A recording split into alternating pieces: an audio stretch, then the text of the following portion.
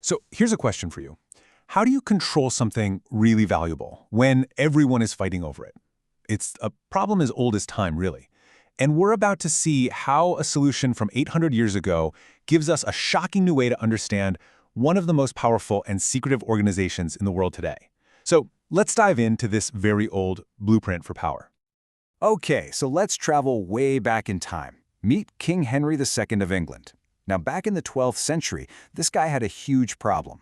All the most powerful people in his kingdom were constantly at each other's throats over a very specific, very valuable asset, the right to appoint priests to local churches. This was a massive source of money and influence, and the fights were getting really messy. So Henry, being a pretty smart guy, came up with this brilliant, super simple tool. It was called the Assize of Darring Presentment. Fancy name, simple idea. Instead of endless, bloody arguments, a jury would just answer one question. Who was the last person to appoint a priest here? And whoever that was gets to do it again. That's it. It was fast, it was clear, and people loved it. But here's the key part.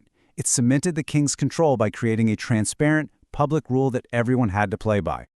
Okay, I know what you're thinking. A 12th century English law. What in the world does that have to do with modern Iran? Well, stick with me, because it gives us a perfect lens for understanding power. Is your power based on clear, public rules, or does it operate in the shadows? And that, right there, is our bridge to Iran's most powerful and most complex organization. Yep, we're talking about the Islamic Revolutionary Guard Corps. You probably know them as the IRGC. Now, if you really want to get your head around the IRGC, you've got to forget the idea that they're just an army. That's not even half the story. Sure, they're the top military branch, no question. But they're also an internal security service, a powerful intelligence organization, a social and cultural police force, and, this is the part that really matters for our story, a massive economic empire. And when I say massive, I am not exaggerating. The IRGC and all its connected companies are thought to control about a third of Iran's entire economy. Just let that sink in. This is a military organization that is also one of the biggest, most powerful corporations in the entire country. As one analyst put it perfectly, the IRGC is basically building its own versions of giant companies we'd all recognize.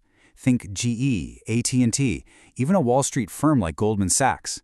So yeah, this is not some little side hustle. This is absolutely central to who they are and where their power comes from. But how do you justify having that much power? How do you get away with it? Well, you need a really good story, a justification. There's a term for this. It's called a strategic narrative. It's the official story, the one an organization tells about itself to make everything it does seem right and necessary. The IRGC story really rests on three main pillars. First, the revolution. They paint themselves as the eternal guardians of the 1979 Islamic Revolution. Second, what they call the Holy Defense. They've built up this whole mythology around their role in the Iran-Iraq War, making it out to be this heroic, defining moment for the nation. And third, the forever enemy. They constantly push this idea that Iran is under attack in a soft war of culture and ideas waged by the West. A war that, of course, only they can win. And this is where it gets really interesting, where their story and their business plan come together perfectly. I mean, if you're claiming you're fighting a war of information, what's the best way to win? Well, you take control of the entire information system, right? And we're not just talking about owning a TV station or a newspaper. The communications economy is the whole shebang. It means owning the physical infrastructure, the cell towers, the internet cables, the broadcast networks. It's a simple idea, really. If you own the pipes, you get to decide exactly what flows through them. And boy, did they put their money where their mouth is. Back in 2009, a group connected to the IRGC dropped more than $5 billion to buy a controlling 51% stake in Iran's national telecom company. Just like that, they had their hands on the country's entire communications backbone. But here's the thing, they're not always so obvious about it. They've set up this really clever network of companies. You have what you could call Orbit 1 companies. Those have clear, direct ties to the IRGC. But then you have Orbit 2 companies. On the surface, they look totally separate until you start digging and realize their board members are just people from the Orbit 1 companies. It's a whole complicated shell game, and it's designed to make it almost impossible to see who's really pulling the strings. So, all of this really makes you wonder, doesn't it? Is this genuinely about protecting the ideals of the revolution, or is there something else going on here?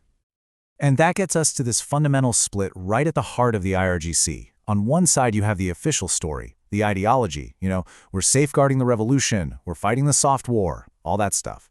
But on the other side, you got what looks a lot like pure opportunism, a kind of military incorporated that's really about taking care of its own members and making the top officers very, very rich. There's this quote from a diplomat that just hits the nail on the head. They describe the IRGC as an exclusive club, an elite network where, quote, no one ever leaves. It's become this lifelong fraternity that guarantees you a career and some serious financial perks. It's way more than a job. So when you mix military, economic, and political power all together like this, well, the consequences are bound to be huge, and not just for Iran, but for the rest of the world too. And that brings us to January 2026. After years of debate, the European Union finally did something pretty historic, and it was a direct response to what was happening on the ground in Iran. So here's the quick timeline of how it all went down. It started in late 2025 with massive protests across the country, mostly about the terrible economy. Then the IRGC stepped in, leading what the EU itself called a systematic, violent, nationwide crackdown. And the EU's response was swift and huge. They voted to label the entire IRGC a terrorist organization. That means freezing their money and making it illegal for anyone to fund them. The scale of this crackdown, it was just devastating. Now, getting real numbers out of Iran is next to impossible, but some estimates put the human toll at an absolutely staggering figure. Possibly more than 30,000 people killed in the repression. And the EU did not mince words. Their official resolution expressed unequivocal condemnation of and outrage at the brutal repression and mass murders. This wasn't just diplomatic jargon, it was a full-throated condemnation of what the IRGC was doing to its own citizens. And all of this brings us right back to where we started, looking at these two totally different ways of holding on to power. On one hand, you've got King Henry's model, a transparent, legal tool designed to create clear public rules.